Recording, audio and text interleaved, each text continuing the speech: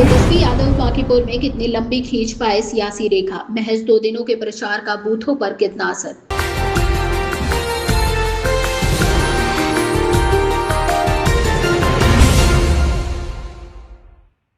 बिहार की राजधानी पटना में वोटिंग के दिन बांकीपुर उपचुनाव को लेकर गहमा-गहमी का माहौल है।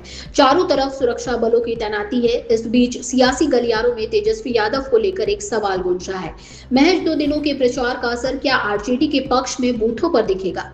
बांकीपुर उपचुनाव में आज मतदाता जैसे जैसे ईवीएम के बटन दबाएंगे, वैसे वैसे एक बात तय होती जाएगी कि आखिर बांकीपुर अभी किसका बना हुआ है। इसके साथ ही ये भी क्लियर करते जाएंगे कि सीएम सम्राट चौधरी के 100 दिन के कार्यकाल को वो कैसे देखते हैं।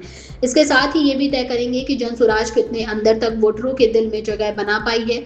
साथ ही ये भी तय करेंगे कि विदेश से लौटने के बाद आक्रामक प्रचार करने वाले तेजस्वी यादव कितनी लंबी सियासी रेखा खींच पाए हैं। वोटरों के पास वैसे नितिन नवीन 3 बार पहुंचे। आखिरी के 2 दिन तेजस्वी यादव ने जमकर प्रचार किया। अब बूथ पर दिखने वाली भीड़ तय करेगी कि रेखा गुप्ता के पक्ष में तेजस्वी का ये 2 दिन काम लायक रहा या नहीं। वोटर ये भी बता देंगे कि कहीं तेजस्वी यादव की अनुपस्थिति में उनके इस चुनाव में 3,79,616 मतदाता अपने मताधिकार का प्रयास करेंगे। उसके साथ ही 25 उम्मीदवारों के भाग्य का फैसला ईवीएम में कैद हो जाएगा। वोटिंग को लेकर सुरक्षा के कड़े इंतजाम हैं। कई लोगों को पुलिस ने पहले ही हिरासत में ले लिया है। सीआरपीएफ की 14 कंपनी को तैनात किया गया है। नितिन नवीन 5वीं बार इस सीट से जीत हासिल किए थे। 31 साल से ये सीट बीजेपी के कब्जे में है। वोटरों का किसी अन्य पार्टी की ओर टर्न होना एक ऐतिहासिक घटना होगी। इस चुनाव से पहले पूर्व में ही पीके पूरी शिद्दत के साथ मैदान में कूद गए हैं। पार्टी की शुरुआत में बहुत फजीहत हुई। जानकार मानते हैं कि अभिषेक बंटीवाला प्रकरण इस चुनाव में असर डालेगा। कुछ लोगों का मानना है कि भरत तिवारी एनकाउंटर और छात्रों पर लाठीचार्ज को प्रशांत किशोर भुना लेंगे।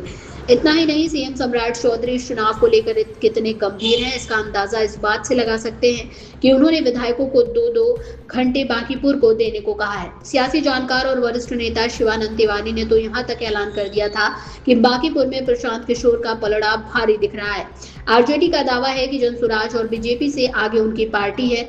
उधर बीजेपी ने अपनी पूरी ताकत झोंक दी थी। सवाल उठता है कि तेजस्वी यादव हो या प्रशांत किशोर, नितिन नवीन हो या पवन सिंह, प्रचार तो सबने किया, लेकिन क्या शहरी वोटर उस हिसाब से वोट के लिए उत्साहित दिखेंगे?